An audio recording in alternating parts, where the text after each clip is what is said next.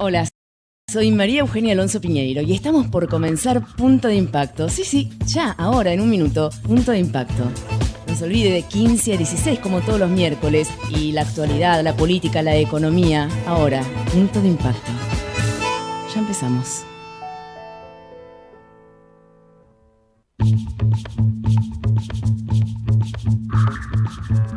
En el mundo habrá un lugar.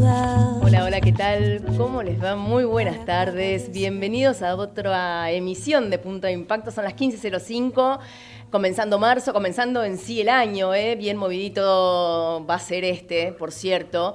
Sí, hemos tenido el problema de la pandemia el año pasado, que todavía sigue, pero con diferentes vacunas. Hoy podemos decir que se ha inaugurado inclusive este día lunes el año electoral con la apertura de sesiones ordinarias por parte del presidente Alberto Fernández, con declaraciones muy duras y con encontronazos, como siempre estamos acostumbrados acá en la Argentina. Pero como les decía antes, tenemos varios temas económicos, varios temas, digamos, a nivel republicano, democracia, de cómo está nuestro país, la salud institucional. Pero seguimos con la pandemia, no aflojamos. La buena noticia es que este año, en relación al año pasado, tenemos diferentes vacunas, pero también tenemos, pareciera, diferentes variantes. Están viniendo otras cepas. Queremos saber un poco cómo está ahora el panorama en nuestro país y estamos ya en línea con el doctor Jorge Hefner, que es bioquímico, especialista en inmunología, investigador del CONICET. Doctor Hefner, María Eugenia lo saluda. Muy buenas tardes y gracias por atendernos. Por favor, gracias, María Eugenia. ¿Todo bien? Todo bien, todo muy bien, gracias. Me alegro. Doctor, a ver, como decía yo, o sea, creo que el panorama este año es mucho mejor, estamos más cerca de terminar con esta pandemia por la cantidad de vacunas que estamos teniendo.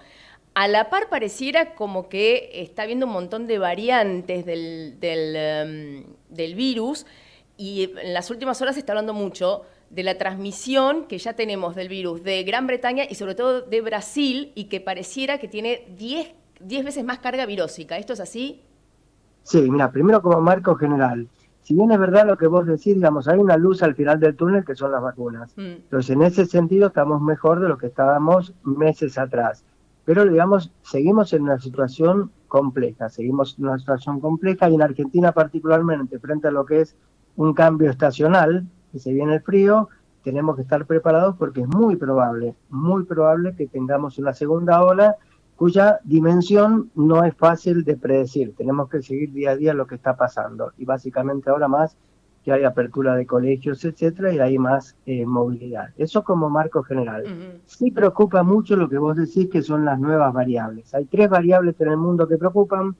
Una, la de Reino Unido, que es más transmisible, y otras 2, que es la P1 en Brasil y una tercera variante en Sudáfrica, que se transmiten un poco más. Pero de estas últimas 2, lo que más preocupa es que evaden parcialmente la acción protectora conferida por todo el conjunto de vacunas que usamos acá y que usamos en Europa, en Estados Unidos, etcétera. Estamos en problemas. Y estamos en problemas. Se han detectado esas variantes, básicamente la inglesa, que te repito es más transmisible, como la P1, que es la de Manaus en Brasil, que va de la acción protectora. Esperemos que estén circulando muy poquito, porque si no vamos a tener un elemento más de preocupación, porque realmente las vacunas han demostrado ser menos eficaces, no contra la inglesa, pero sí contra la con la P1, la de Brasil. Ahora, casualmente, hablando de Brasil, está en una situación, no digo de colapso, no soy yo para quien decir eso, pero están en una situación muy aguda que se está extendiendo. Empezó en el norte de Brasil con Manaus, pero ahora San Pablo también está en una situación de extrema complicación en terapia intensiva y el presidente pareciera que no reacciona, o mejor dicho, su reacción es decir, tranquilo, no pasa nada y 0 cuarentena. Y nos tenemos al lado. Sí. No, digamos, tenés todo el derecho a decir que hay un colapso, porque en Brasil, cuando hablamos con colegas brasileños nuestros, hay un colapso sanitario, hay un colapso de terapia intensiva en determinadas regiones, por ejemplo, en toda la región de Manaus, hay un colapso en cuanto a que no hay suministros de tanques de oxígeno para suministrar oxígeno supletorio a los pacientes, de la mano de, y me hago cargo de una conducta absolutamente irresponsable de Bolsonaro en Brasil, que alentó y sigue alentando el no uso de barbijo, es decir, a cuestiones absolutamente básicas. Sí. Entonces es tipo una tormenta perfecta la que tienen en Brasil, para mal, en el sentido una conducción del país muy responsable en relación a la pandemia y después la aparición de una variante que hace que en Manaos había un 70% más o menos de personas que habían sido infectadas. Y a las personas infectadas, reinfectarse ocurre pero con muy baja frecuencia. Bueno, en Manaos ocurrió con muy alta frecuencia porque esta nueva variable evade la acción protectora mediada por anticuerpos de las personas que ya se infectaron. Entonces, sí, realmente es problemático el límite con Brasil, hay que controlarlo muy enérgicamente. ¿Usted, perdón, doctor, aconsejaría cerrar la frontera con Brasil? Bueno, un blindaje muy estrecho, digamos. Yo no sé si de Brasil vienen insumos esenciales, no manejo esa data, pero no puedo decir yo, porque la verdad que lo mío es la inmunología y en todo caso un poco la epidemiología, etcétera. Sí. Entonces no sé qué otras variables, pero sí un blindaje muy estricto, tipo como el blindaje, vos fíjate el blindaje que está haciendo Europa, Reino Unido. Sí. Hoy por hoy para entrar al Reino Unido tenés que hacer magia si venís de un país latinoamericano. Sí. En el mejor de los casos, si te coinciden, vos te pagás el hotel, son 15 días de aislamiento total y absoluto, etcétera. Y eso que Reino Unido bajó en el último mes, en gran parte por la vacunación y en gran parte por medidas de restricción tremendas a la movilidad de la población autóctona de 60.000 nuevos infectados por día a 6.000. Hoy tiene incluso el mismo nivel que Argentina o incluso menos, pero con una política de restricción total y absoluta. La frontera con Brasil, muchísimo cuidado. Doctor, en Europa usted no ve que algunos países están mejor que otros, pero visiblemente, que algunos están tratando de hacer ciertas aperturas, otros están volviendo a cerrar. En España están complicados. Eso tiene que ver por digamos, las medidas de cerrar fronteras, como usted muy bien decía recién, de limitar la movilidad. ¿Es algo que nosotros deberíamos copiar en estos meses que se vienen de invierno? Cuénteme. Claro. Mirá, si vos, por ejemplo, en Europa, sí, en Europa hoy por hoy hay medidas de restricción tremendas en cuanto a la movilidad de la gente. Y si el Reino Unido le fue peor que a Francia, Italia, te estoy hablando de mes y medio atrás, Francia, Italia, España, porque tenía esta nueva variable que era mucho más contagiosa. Entonces, así, ellos hicieron una gran restricción. Nosotros tenemos que ver cómo seguimos. El punto es, si nosotros vemos que en las próximas semanas, de la mano del cambio estacional, la curva en nuestro país muestra que va para arriba, es una curva ascendente, bueno, entonces tendremos que ver, primero tenemos que ampliar nuestra capacidad de testeo, tenemos que ver cómo mejoramos la logística del reingreso de los chicos a la escolaridad, y bueno, no una cuarentena total y absoluta, pero sí cierres parciales o restricciones nocturnas si la situación lo amerita, realmente yo creo que hay que considerarlo en la agenda de medidas a tomar. Mire usted, qué increíble. Un poco para ir cerrando, hoy justo estamos a un año del caso cero en la Argentina, del primer caso que tuvimos, ¿se acuerda, no? Que además sí, todos lo mirábamos por televisión y más o menos era leproso, o sea, no, era una cosa... Sí, nadie era otro mundo. Era otro mundo, es increíble. Y ahora, bueno, él en algunas entrevistas dijo que todavía puede seguir dando sangre porque tiene anticuerpos, que en algunos le dura un par de meses y en el caso de este buen hombre le duró ya un año. Sí. ¿Qué hicimos bien, qué hicimos mal, qué hay que cambiar? Una pregunta muy importante. Mira, a nivel global, a nivel del mundo, hicimos mal en que no estuvimos preparados. Cuando la alerta lo hacía todo el mundo científico, la Organización Mundial de la Salud, más allá de sus vaivenes, alertaba que en algún momento, no era así, iba a ocurrir en algún momento, había algún virus o un conjunto de virus que iban a saltar de los animales a través de alguna mutación, a contagiar a los hombres y producir pandemia. Pues ya teníamos la existencia de otros coronavirus, MERS y SARS, así se llamaban, sí, 10 y 20 años atrás. Entonces esto era de esperar y el mundo no se preparó al respecto, tiene que haber estado mucho más preparado en función de esto. Entonces por eso en gran parte se cumplieron las cosas como fueron y un nivel de mortalidad tremendamente importante. Eso en el plano general. Perdón, doctor, o sea que entonces deberíamos estar preparados para nuevos virus y con absolutamente, porque además hay un problema ecológico en el medio. ¿Por qué están saltando tanto los virus de los animales al hombre? Porque el hombre invade todo y no queda reservorio propio para los animales. Claro. Hay una cuestión ecológica de trasfondo. Entonces sí, y yo te diría que va a ser cada vez más con mayor frecuencia. Cuando vos deforestás Brasil, como se está deforestando, eso tiene consecuencias. Lo que pasó en China, que vos invadís distintos sectores, hábitats naturales, y tenés mercados donde se comercializan en contacto estrecho con la población, vas a tener problemas. Y en la Argentina, hablando de asignaturas pendientes, nosotros tenemos una asignatura pendiente. Yo creo que la ciencia hizo muchísimas cosas muy buenas en el último año acá, la verdad con un esfuerzo notable. Pero tenemos una asignatura pendiente a futuro y tenemos la expertise para lograrlo, ser un país productor de vacunas y no depender del suministro externo. Eso es una cosa en la cual tenemos que avanzar. Y le hago la última muy cortita, pero que es algo que, con este tema del vacunatorio VIP, que es algo político, no lo voy a meter a usted en eso porque no es No, pero podés meterme tranquilamente, es un hecho absolutamente repudiable. Bien, me encantó. Bien, absolutamente repudiable, estamos totalmente de acuerdo. Lo peor es que hay un montón de casos que tal vez todavía no sabemos si saldrán a la luz en los próximos días. Claro, tiene que haber una política transparente, primero porque es correcto que así sea, y segundo porque si no se enturbia todo el proceso de vacunación, que es la gran herramienta que tenemos para salir de esta catástrofe. Exacto, pero además yo el otro día escuchaba que creo que cada pack de vacuna tiene 5 unidades, y decían que en un hospital utilizaban, digamos, cada unidad al 90%, por decirle algo. Entonces tenían capacidad para hacer una 6ª vacuna de ese pack.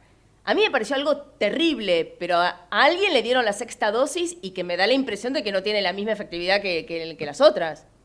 Las dosis son por volumen. Tal volumen te da una dosis. Las que vienen de Sputnik son para 5 dosis completas. Sí. Yo espero que no haya habido excepciones a eso, digamos. Y pareciera general, que sí. Bueno, esperemos que sean muy pocas, esperemos que toda esta cuestión de excepciones se acaben absolutamente, porque realmente conspiran contra la buena resolución de la pandemia. Estamos en un escenario de relativas pocas dosis, no solamente nosotros, el mundo, salvo algunos países muy privilegiados. Sí. Vos fíjate, en Europa avanza, pero avanza lento, están en 3-4 millones de vacunados los principales países por fuera del Reino Unido.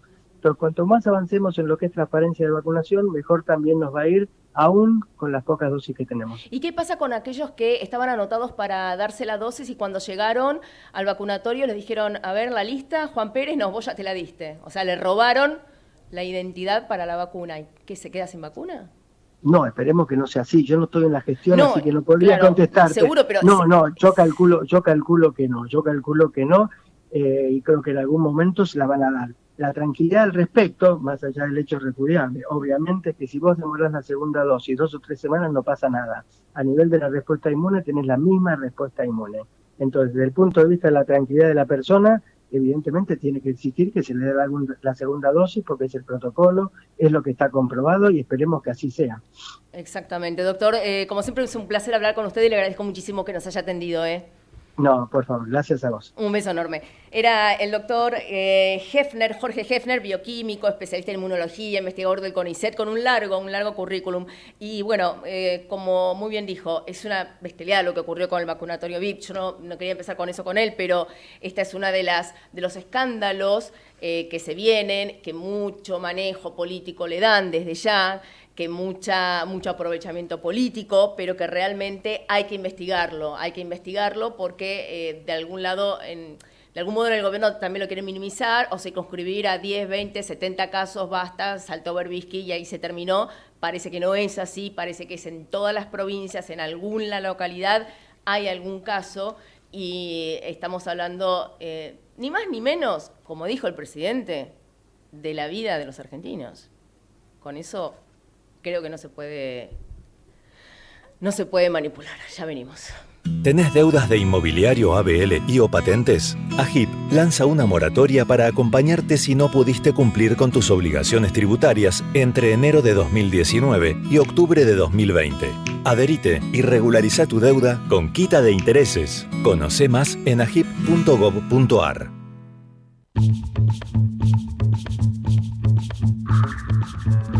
En el mundo habrá un lugar para cada despertar, un jardín de pan y de poesía. Bueno, seguimos, son las 15:20 de un miércoles. espléndido porque ahora hay un solazo atroz, calorcito, muy lindo. A la mañana parecía que se venía el mundo abajo. Bueno, así es como estamos acá, al menos en la ciudad de Buenos Aires. Y con respecto a este año electoral, con tanto movimiento político, el discurso del propio presidente en la Asamblea hace 48 horas, ampliamente criticado por las fuerzas opositoras, también con una marcha que fue el día sábado de la oposición, protestando contra este vacunatorio VIP.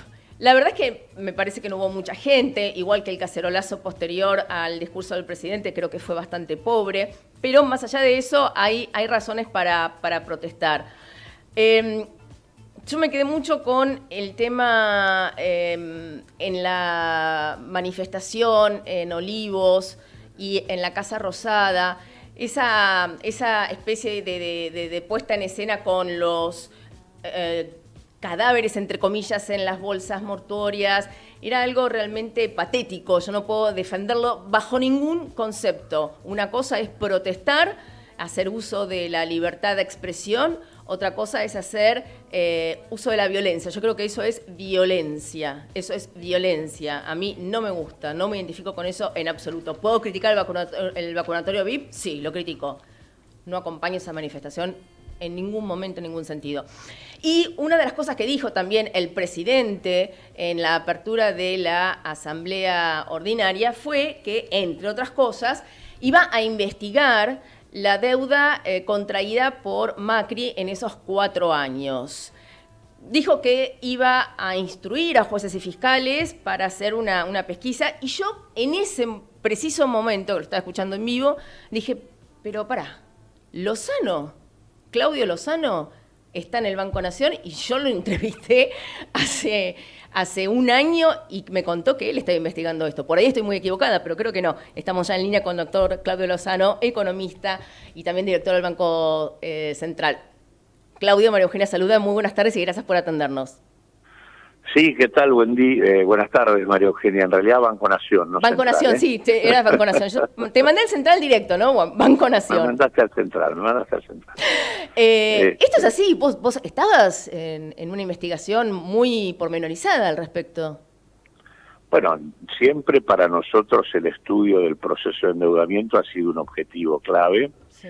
Pero además en el curso del año 2018 y 2019 nosotros presentamos 2 denuncias respecto puntualmente a lo que fue objeto del discurso presidencial, que es el tema del acuerdo con el fondo. Uh-huh. Este es el punto, es un acuerdo que tanto desde lo que tiene que ver con las normas administrativas, jurídicas y constitucionales de la Argentina, es un acuerdo absolutamente ilegal, te diría nulo desde la legalidad nuestra, y por otro lado es un acuerdo también que violentó todo lo que serían las misiones, funciones y el estatuto del propio organismo del Fondo Monetario Internacional. O sea que es un acuerdo con un nivel de irregularidad muy alto, que por otro lado ha producido una situación absurda de colocar a la Argentina en un escenario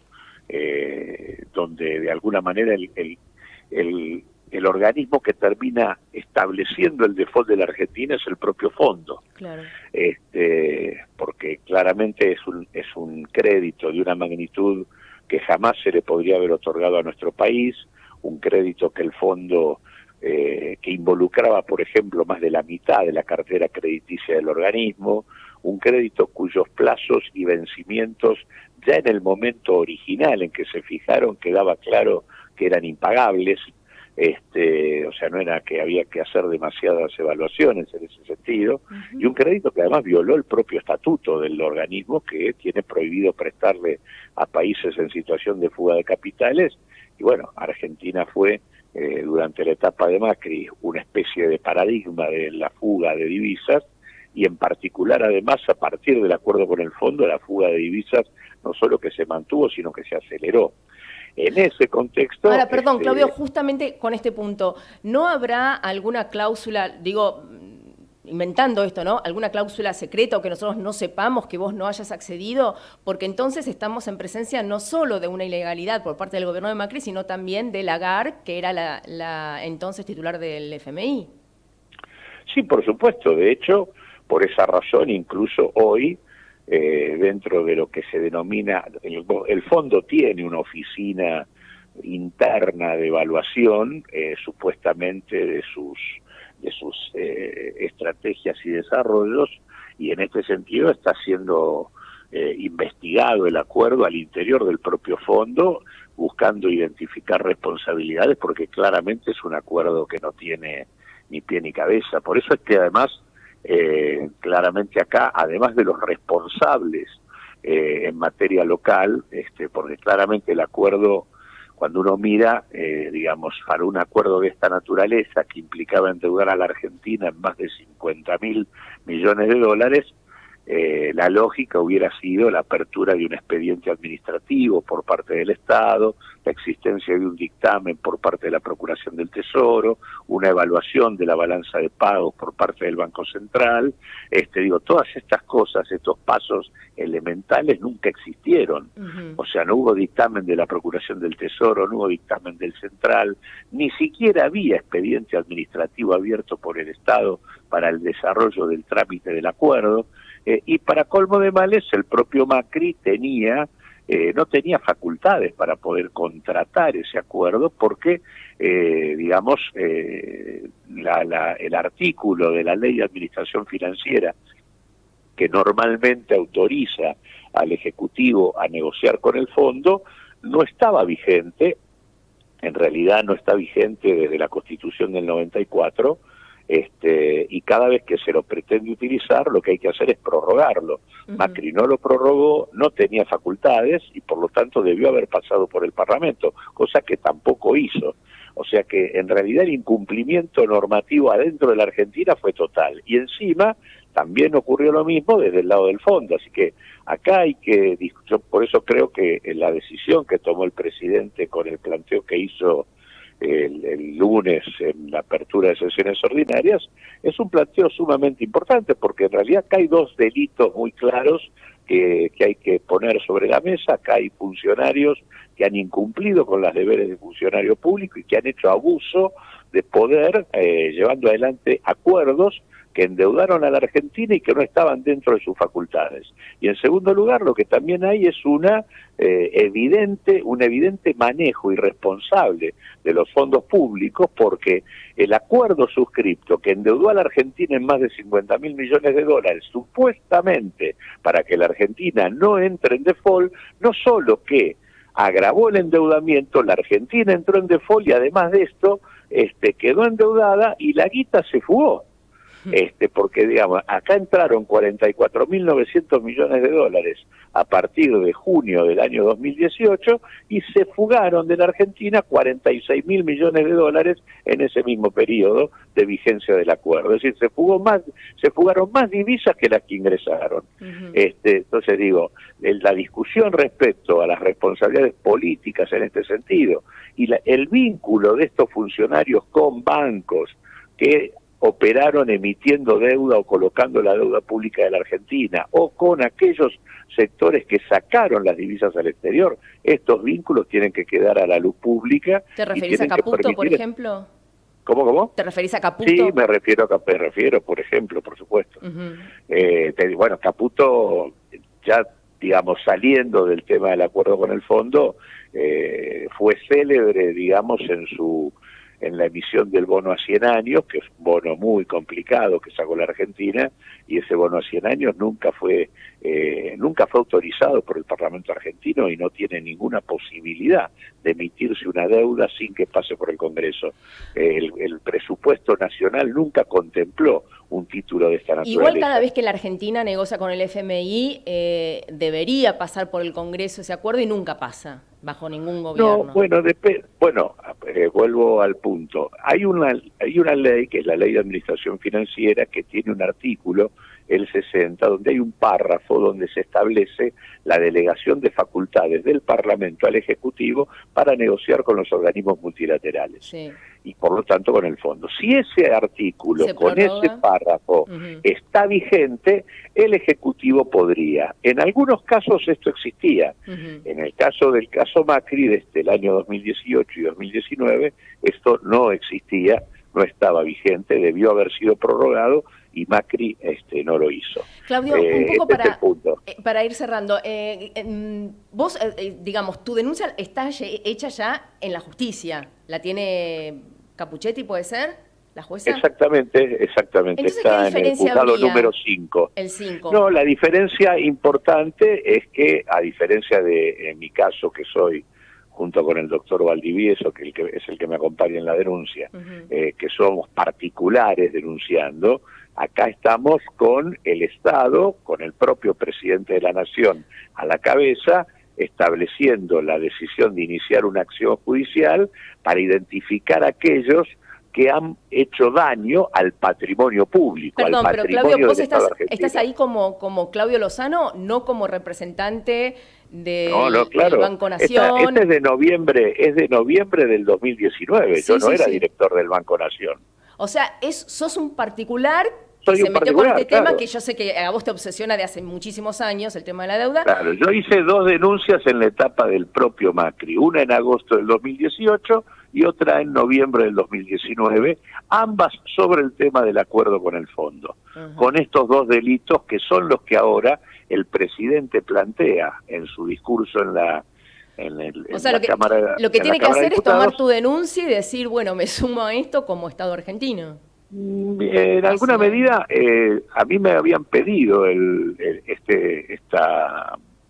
casualmente del Banco Central, que es el organismo que ha estado trabajando todo este tema, me habían pedido la semana anterior, digamos, la denuncia penal que nosotros habíamos presentado. Se habían contactado la semana anterior. Sí, no me habían dicho que era para esto, lo cierto que después apareció la definición por parte del presidente, pero te vuelvo a insistir, no es lo mismo la presentación de un particular que el accionar del Estado, claro. a través de uno de sus organismos, en nombre del presidente de la Nación, diciendo, quiero saber quiénes son los responsables de haber producido el daño que efectivamente se ha producido sobre el Estado argentino y su patrimonio. ¿Y quién te había llamado? ¿Alguien de Economía o de Presidencia? No, me habían llamado del área de asesores de la Presidencia del Banco Central. Ajá. Esto, y por último, para ir cerrando, entiendo lo que están investigando. Desde el lado opositor, desde el lado del macrismo, lo que dicen es que no hay delito alguno, sino que ustedes pueden estar o no de acuerdo con la cantidad de deuda que se tomó, con la manera, pero que no es algo ilegal, que es una cuestión más bien política y no legal. Bueno, en el caso del acuerdo es absolutamente una cuestión legal. O sea, que vos no hayas cumplido con los procedimientos administrativos que establecen las normas vigentes para endeudar al Estado y que vos no hayas pasado por el Congreso son cuestiones legales. Eso no es una cuestión, más allá de la opinión que uno pueda tener sobre si era conveniente o no hacer el acuerdo con el fondo, sí, se violaron ciertas que reglas, los pasos para hacerlo no se cumplieron. Entonces ahí hay claramente un incumplimiento de los deberes de funcionario público y un abuso de autoridad porque hicieron cosas que no podían hacer. El otro tema es el tema de, el hecho de haber tomado una deuda de la magnitud que se tomó y que además se haya posibilitado una salida de divisas que es equivalente prácticamente al crédito tomado. Claro. ¿Por qué es esto? Porque, por ejemplo, el argumento es, nosotros tomamos la deuda para pagar. Sí. Ahora, si los dólares que se tomaron, salió de la Argentina una cantidad equivalente de dólares en atesoramiento de personas, o de empresas, o de grupos, o de bancos, entonces quiere decir que lo que se pagó con otros dólares, porque esos dólares se usaron para la fuga. ¿Se entiende lo que digo? Sí, pero difícil de probar. No es difícil de probar. Claramente yo tenía dólares suficientes y podría no haber endeudado a la Argentina. Por lo tanto, se endeudó a la Argentina cuando no era necesario. ¿Y por qué digo no era necesario? Porque en el mismo año, 2019, donde ellos hicieron esto, en ese mismo año se produjo un ajuste brutal en la Argentina, sí, que hizo que la Argentina quedara parada, paralizada, sí, prácticamente. Por lo tanto, nosotros no comprábamos nada en el exterior, las importaciones se derrumbaron brutalmente y apareció un saldo en dólares comercial muy importante. Argentina tenía dólares fruto del esfuerzo de ajuste que se había hecho y que en lugar de utilizar esto para afrontar los pagos y no endeudar, lo que se hizo fue producir el ajuste, pagar y utilizar los fondos del fondo para mantener la especulación financiera y la salida de divisas. Claudio, entonces vos acá estás hablando, me da la impresión, corregime por favor si estoy equivocada, me da la impresión de que vos estás hablando no de la violación de un marco institucional, legal, nacional o del FMI, estás hablando casi de un plan pergeñado para robar la misma cantidad. Y la verdad es que daría a nadie, a ver, digo, eso por un lado, pero del otro lado, además del fondo, sí, el fondo cuando Macri va al fondo, Macri va con la economía argentina en default. Sí. La política económica de Macri había generado una situación tal que necesitaba que la Argentina, para funcionar, le tenían que ingresar unos 38 o 40 mil millones de dólares al año. Mientras el sistema mundial, ellos tomaban deuda y se la daban, la cosa funcionó. En el momento en donde le dijeron que le cortaban el chorro, fue al fondo a que pedir que lo siguieran asistiendo. Ahora, el fondo lógicamente le debería haber dicho, mire, señor, usted está en default, reestructure su deuda y cambie su política económica, porque si usted tiene un esquema en donde lo que hay es un proceso donde se acumula renta financiera y luego sacan dólares al exterior, acá no hay país que aguante. Le deberían haber dicho que frene esa política económica. Lejos de eso, el fondo, ¿qué hace? Le da un crédito monumental de 50 mil millones de dólares y le permite mantener la política económica a pesar de que esa política económica iba a contramano del estatuto del fondo. Bueno, vamos a ver cómo sigue esto, porque sí, obviamente por ahí ahora hasta le dan más movimiento, que el presidente dijo que se quiere encargar ya como Estado argentino de esta denuncia. Vamos a ver, también yo te diría que acá la Argentina debe, además de impulsar las responsabilidades a nivel local, nosotros deberíamos como país llevar a las Naciones Unidas el caso de lo que pasó con el fenómeno del acuerdo de la Argentina con el fondo. Tenemos la declaración hecha por el propio delegado de los Estados Unidos ante el fondo, que hoy es presidente del BID, diciendo que en realidad Estados Unidos forzó el acuerdo simplemente para sostener la candidatura de Macri. Claramente este es un crédito que no es un crédito más, no es un crédito tradicional del organismo, y por lo tanto el objetivo nuestro tiene que ser encontrar una solución distinta a la que normalmente el fondo da. Las soluciones del fondo son ajuste y condicionalidades, y Argentina no resiste ni ajuste ni condicionalidades. Acá el organismo, digamos, el fondo no puede decir, yo no puedo hacer una reducción del capital o una quita porque violo mi estatuto, cuando violó el estatuto para dar un crédito como el que le dio a la Argentina. Así que hay que encontrar un mecanismo para fortalecer la posición del país en la negociación, de manera tal de que la negociación sea una negociación distinta, donde el resultado nos permita enhebrar una estrategia de desarrollo. Y para eso la decisión del presidente fue muy buena. Perfecto. Claudio Lozano, como siempre, un gustazo hablar con vos y te agradezco muchísimo que nos hayas atendido. No, al contrario, gracias por llamarme. Por favor, beso enorme. Era el doctor Claudio Lozano, economista, pero además director del Banco Nación, con toda esta denuncia que él hizo ya hace más de un año, pero que el presidente ahora tomó cartas en el asunto y lo dio a conocer el mismo lunes en la apertura de sesiones ordinarias. El mismo lunes, esa famosa ya apertura de sesiones ordinarias, el presidente Alberto Fernández se tiró contra la justicia, dijo que no funcionaba, que la justicia parece haber quedado en las márgenes del sistema republicano, que iba a a dar una reforma integral de la misma. Recuerdan ustedes que había habido la famosa Comisión Veraldi, por así llamarlo, porque era una serie de asesores que le dieron más de 1000 páginas en cuanto a cuál podría ser la mejor reforma para la justicia de la Argentina. El fiscal Carlos Rívolo dijo que esto es un pelotón de fusilamiento inaceptable. Y el juez Ramos Padilla, del otro lado, dijo que la Corte es un conjunto de jueces corruptos. Y así estamos desde el día lunes. En realidad, bastante criticada la justicia siempre, pero desde el día lunes con una formalidad en la apertura de las sesiones ordinarias. De todo esto vamos a hablar para que nos diga dónde estamos parados con el constitucionalista doctor Daniel Sapsay. Daniel, María Eugenia saluda. Muy buenas tardes y gracias por atendernos. ¿Qué tal? Un gusto, María Eugenia. Buenas tardes. Buenas tardes, Daniel.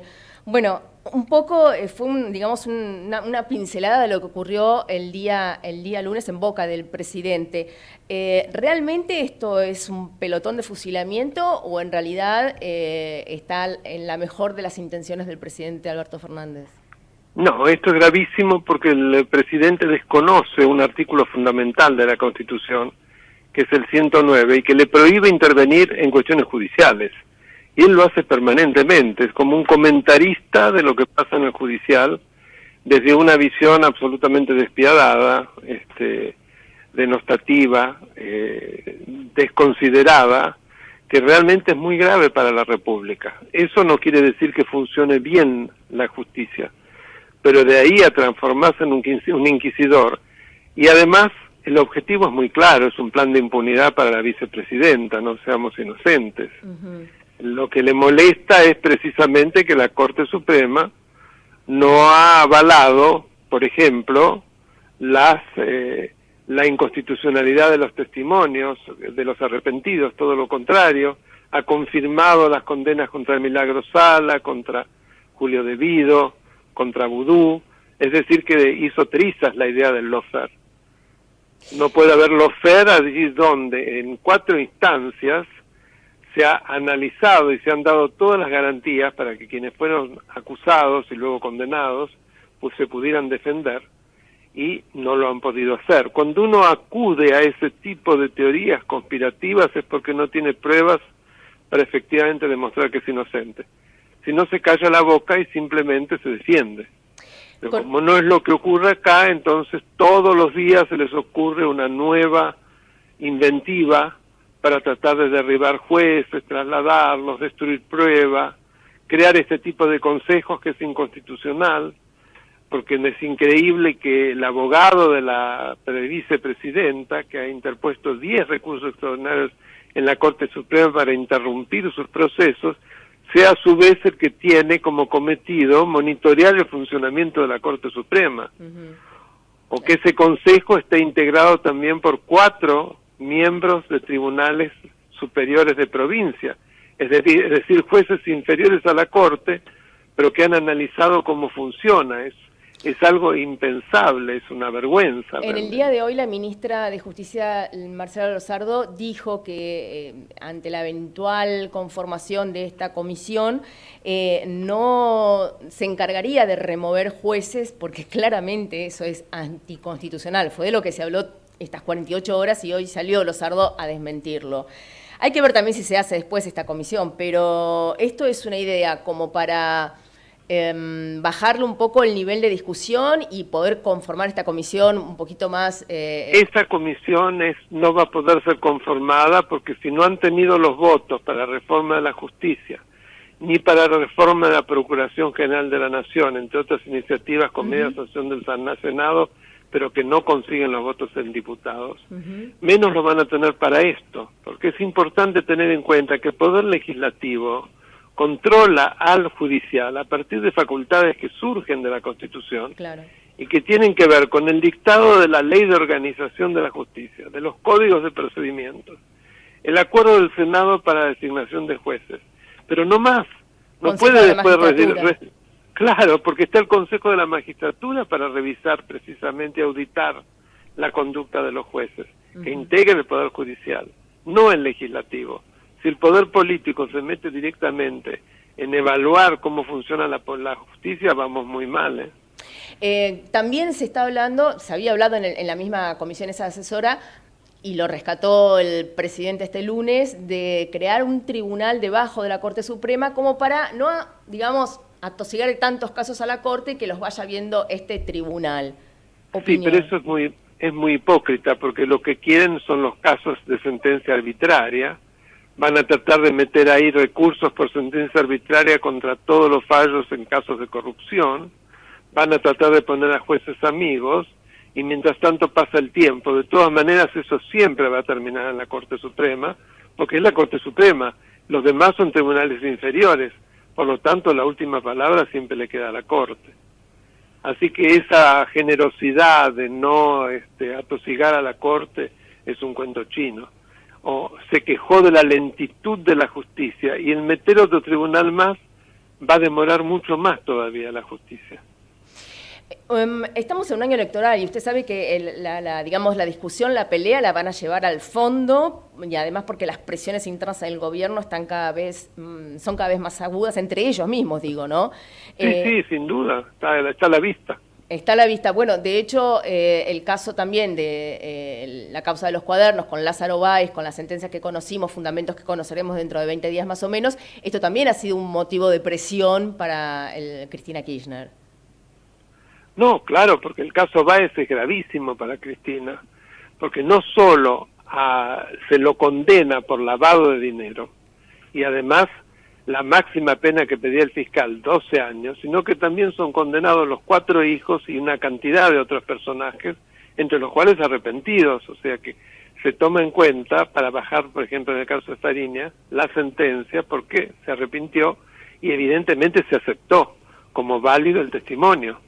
Pero por otro lado, y acá está lo fundamental, dice que el delito precedente es la obra pública. ¿Y de dónde viene la obra pública mal adjudicada? ¿Quién fue cómplice o instigador de eso? Los Kirchner, con sobreprecios que ahí se dicen del 67%.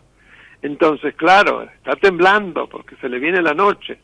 Tienen que hacer cualquier cosa para ver cómo destruyen los jueces probos, a los jueces que han investigado e investigan objetivamente.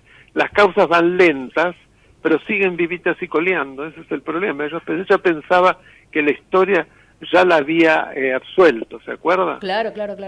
Dijo la eso. Historia me absolvió, los que van a tener que dar explicaciones son ustedes, le dijo en la primera audiencia de juicio oral, en el caso de la ruta del dinero acá. En la cara, claro, en la cara de los jueces. Por eso mañana una soberbia, sí. Mañana está el caso del dólar futuro. Ella pidió estar presente, no va a estar presente, pero sí va a ser televisado. Claro, porque debe querer volver a insultar a los jueces. Es una especialidad que ella tiene. Muy respetuosa del Estado de Derecho. Además, fíjese, es la imagen que transmitía la televisión de un presidente balbuceante, porque ni siquiera era monocorde, balbuceante, se equivocaba, miraba todo el tiempo de reojo a ver qué le parecía a la señora, que pedía la prisión preventiva para un fiscal que evidentemente era Stornelli por todo lo que dijo, pero estaba sentado al lado de una multiprocesada que gracias a que se esconden los fueres no está presa. Si no, tendría que estar presa. No sé de qué estamos hablando. Por otra parte, un tema que también se está hablando muchísimo es las visitas reiteradas que le hizo el juez Gustavo Hornos a Macri en la Casa Rosada. Hornos dijo que eran visitas sociales y, resumiendo, el vicepresidente de la Cámara Federal de Casación, el juez Alejandro Slokar, le pidió que se apartara del cuerpo. ¿Considera usted que es lo correcto? ¿Considera usted que fue impropio estas visitas por parte de...? Hay que investigarlo. Están las cámaras, y están en las cámaras Sí, perdón. No, digo que la prueba está en las cámaras de seguridad de la Casa Rosada y en los libros de... Sí, pero no necesariamente una visita de un juez a un presidente es algo que esté mal, porque hay colaboración entre poderes. Eso no quiere decir que era para pergeñar una decisión, no necesariamente. Hay que ver por qué. Si efectivamente fue así, claro que tiene que ser removido. Ahora mire, Slokar no es el más indicado para hablar. ¿Usted se acuerda cuando por primera vez la presidenta fue citada a Comodoro Pi, precisamente porque iba a tener que declarar como procesada, que apareció con Zaffaroni, que le hicieron un tinglado? Slokar era el presidente de la Cámara de Casación Penal y por lo tanto ejercía el poder de policía, que permitió que toda una especie de guardia pretoriana de la Cámpora, amenazar a los periodistas e inclusive le pegaron a Mercedes Ninzi y él no dijo ni A, no hizo nada. Así que me parece, eso es gravísimo. Claro, el tema es que tampoco podemos cubrir o perdonar una conducta impropia porque el que pide la sanción también es impropio. Acá me parece Pero que... tiene que tener autoridad moral el que pide una sanción. Y Eslocar no la tiene. ¿Y qué le parece? Por citarle un caso, ese fue una cosa vergonzosa. En el caso de Hornos hay que investigarlo, por supuesto, pero no per se, porque haya hecho alguna visita al presidente, eso implica mal desempeño. Doctor, pasando a otro tema, ¿usted cree que, como se está diciendo estos últimos días, la República está en peligro o está siendo demasiado atacada por parte del gobierno? ¿Realmente tenemos algún peligro en la democracia con la República? Sin lugar a dudas, un presidente que se transforma en una suerte de tábano que permanentemente asusa a los jueces con nombre y apellido, inclusive como ya lo ha hecho, que tiene ideas absolutamente inconstitucionales, y lo dice nada menos que es el Congreso de la Nación, que acusa a los medios, porque él ha sido también tremendamente impropio con las caracterizaciones que hizo de los medios, que mienten, que responden a poderes económicos concentrados, los amenazó también. Eso es muy grave. Una democracia que no tenga justicia independiente, ni tampoco prensa libre, se transforma en una autocracia enseguida, un sistema autoritario. Y con respecto a la manifestación del sábado, que fue en contra, obviamente, de este vacunatorio VIP desagradable, quiero saber su opinión acerca de las bolsas mortuorias con los nombres de los que se dieron la vacuna y que gracias a esa vacuna alguien no pudo vacunarse y se murió. Me parece muy mal, creo que fue algo desafortunado. Yo no utilizaría ese tipo de intervenciones para manifestar algo que fue gravísimo, porque es cierto que puede ser que se haya muerto gente que debería haber sido vacunada y como hubo unos privilegiados que se vacunaron no pudieron serlo y a lo mejor se murieron. Pero lo que me parece mucho peor fue lo que pasó en Olivos, donde una banda de la UOCRA, absolutamente manejada desde el gobierno, le pegó a un jubilado, golpeó a un jubilado y además amenazó a otros como una verdadera horda, y el jefe de gabinete los defendió, dijo que llegaron antes, por lo tanto Santiago Cafiero dijo exactamente eso. ¿Qué le parece? Por lo que yo vi, el tipo llegó antes, dijo. Eso me parece grave.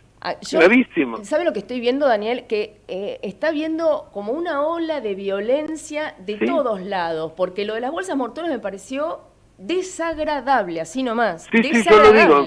Patético. Fue muy poco feliz. Y es pero violento. esto otro es mucho peor, porque esto directamente se le rompió la cabeza a un jubilado. Totalmente de acuerdo. De hecho, yo no sé cómo mandado por el gobierno. Y además está identificado el tipo. El gobierno tiene que dar el ejemplo. Sí, dijo que lo volvería a hacer además. Sí, lo volvería a hacer. Yo no sé cómo realmente no hay una causa de oficio. No, nada. Eso es mal funcionamiento de la justicia.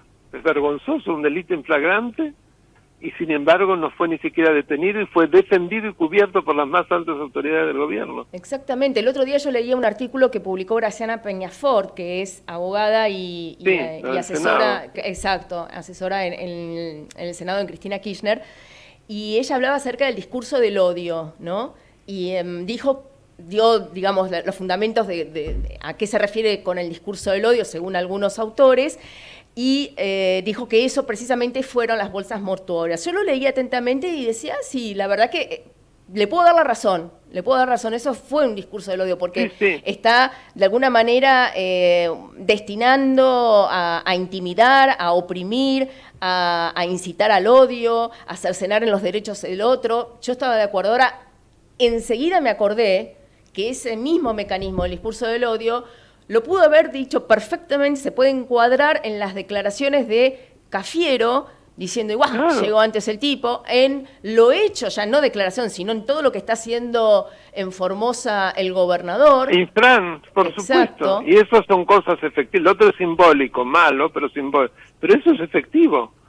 La gente que se la tiene encarcelada, que se les hacen a los derechos. Sobre todo cuando viene del gobierno, ¿no? Porque cuando viene de la sociedad... Viniendo del gobierno tiene que ser el gran ejemplo. Porque además ellos tienen las armas realmente como para ir adelante. Un ciudadano no tiene las herramientas ni legales. Pero además tienen el ejercicio legal de la fuerza, se lo da para que sea una fuerza razonable y racional, no utilizado como una patota para perseguir y golpear a los opositores. Bueno, la verdad, a mí me preocupa, pues esto recién empieza, este año recién empieza. Muy preocupante. Es año electoral, claro que sí. y no veo que los ánimos vayan a calmarse, ni mucho menos.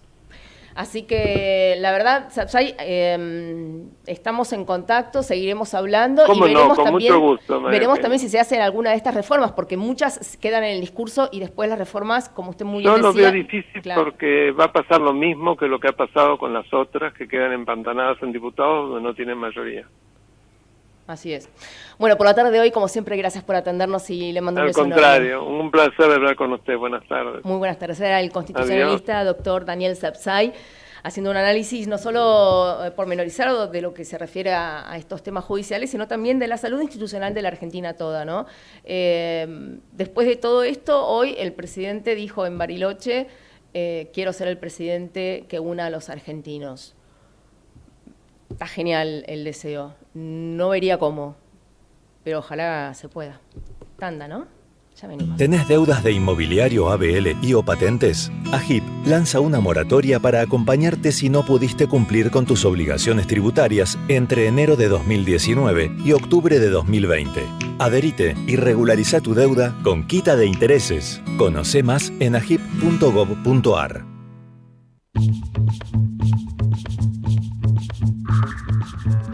En el mundo habrá un lugar para cada despertar, un jardín de pan y de poesía, porque puestos a soñar, fácil es imaginar esta humanidad en armonía.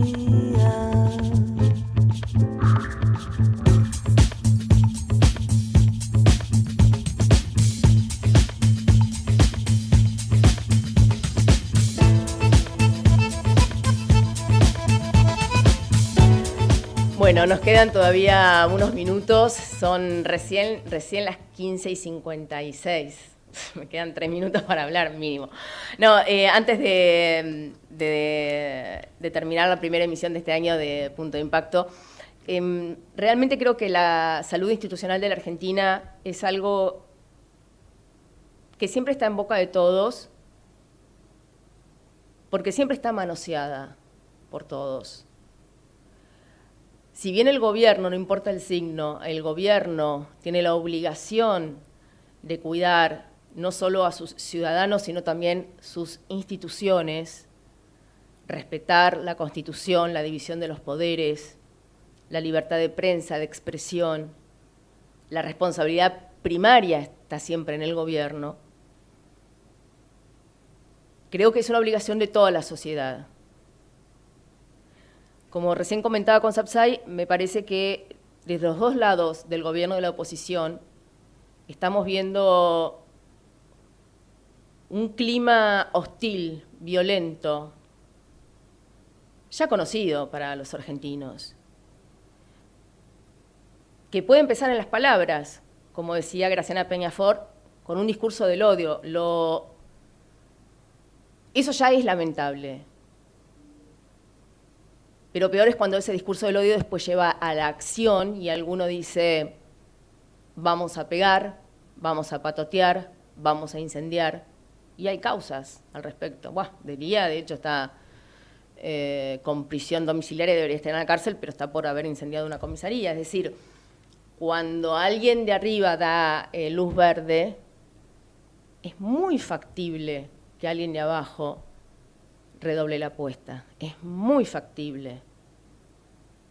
Lo que ocurrió en la manifestación el día sábado en Casa de Gobierno con esas bolsas mortuorias, insisto, quiero dejarlo bien en claro, me pareció patético, detestable.